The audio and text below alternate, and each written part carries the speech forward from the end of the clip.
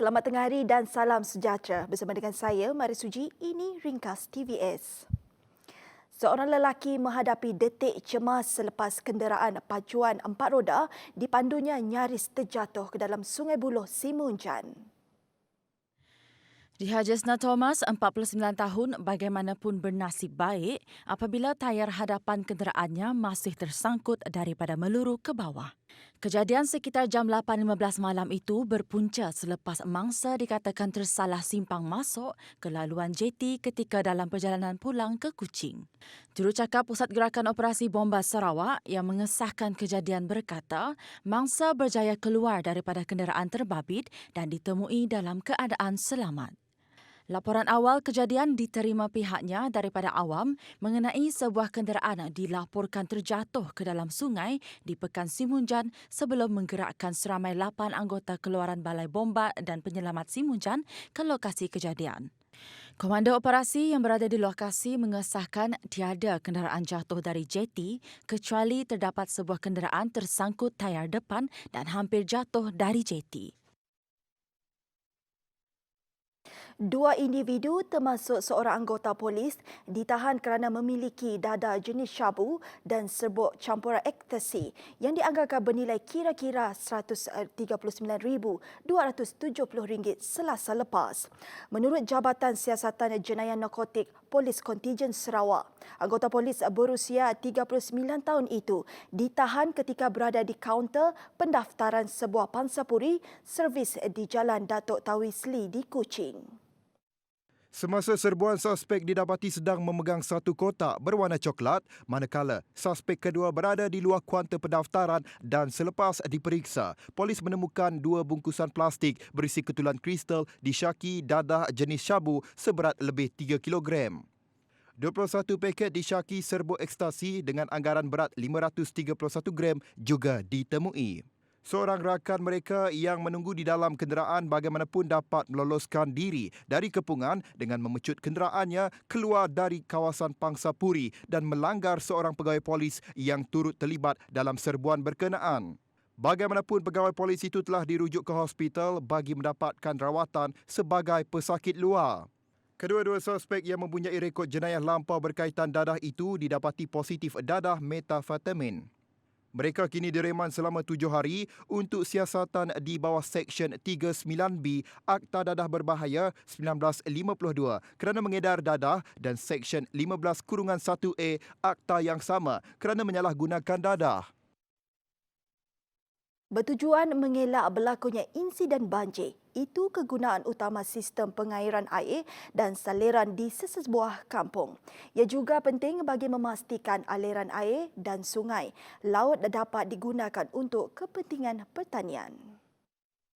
Kata ahli Dewan Undangan Negeri Demak Laut, Dr. Hazlan Abang Hibni, sistem pengurusan air dan saliran yang baik pastinya memberi manfaat kepada penduduk kampung.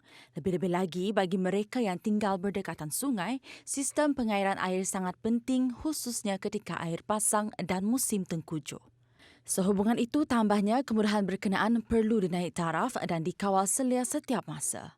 Beliau berkata demikian semasa meninjau projek Titi di Kampung Sungai Bako baru-baru ini. Dalam pada itu, beliau berharap penduduk kampung dapat menjaga kebersihan parit dengan tidak membuang sampah bagi mengelakkan ia tersumbat. Ciri-ciri keselamatan bagi pengusaha dan penumpang perahu tambang wajar diberikan perhatian sepenuhnya. Kata Dr. Hazlan, pengusaha dan penumpang perahu tambang harus mengambil berat terhadap keselamatan diri mereka terutama ketika menggunakan perkhidmatan ini. Beliau menitik beratkan penggunaan jaket keselamatan tidak kira jarak sungai yang dilalui dekat atau jauh.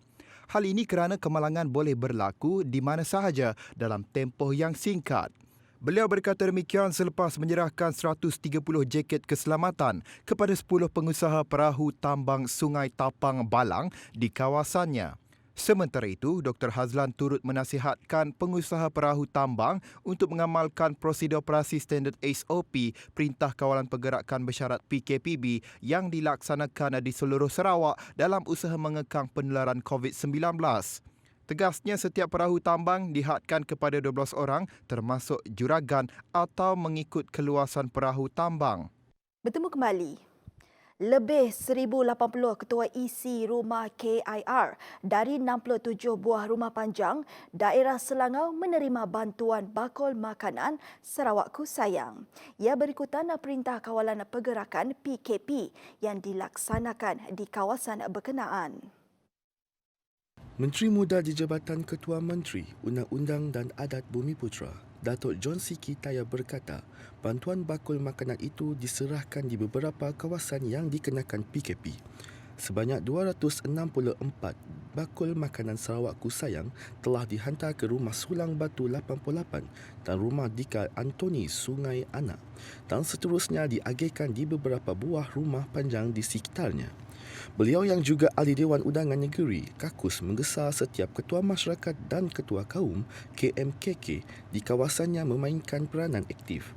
Antaranya mengentatkan prosedur, operasi standard SOP PKP di peringkat rumah panjang serta tidak mengadakan majlis sosial, keramaian atau aktiviti berkumpulan. Bekas beregu nombor 1 dunia golf V Sham Tan Wing Kiong terus menunjukkan prestasi cemerlang apabila berjaya mara ke suku akhir kejohanan badminton terbuka Thailand Toyota di Bangkok. Dua pemain profesional itu akan berdepan satu lagi pasangan negara Aaron Chia Soh Wo Yik pada saingan suku akhir pada Sabtu. Gandingan tersebut mara selepas menewaskan gandingan tuan rumah Supak Jomkoh Kitin Nupong Kadran 21-15, 16-21, 21-15 dalam perlawanan pusingan kedua di Impact Arena. Manakala beregu pilihan ke-8, Aaron Wu Yik pula mengekalkan kualiti permainan mereka apabila menang 21-12, 6-21, 21-12 ke atas Leo Rolly Fernando Daniel Martin dari Indonesia.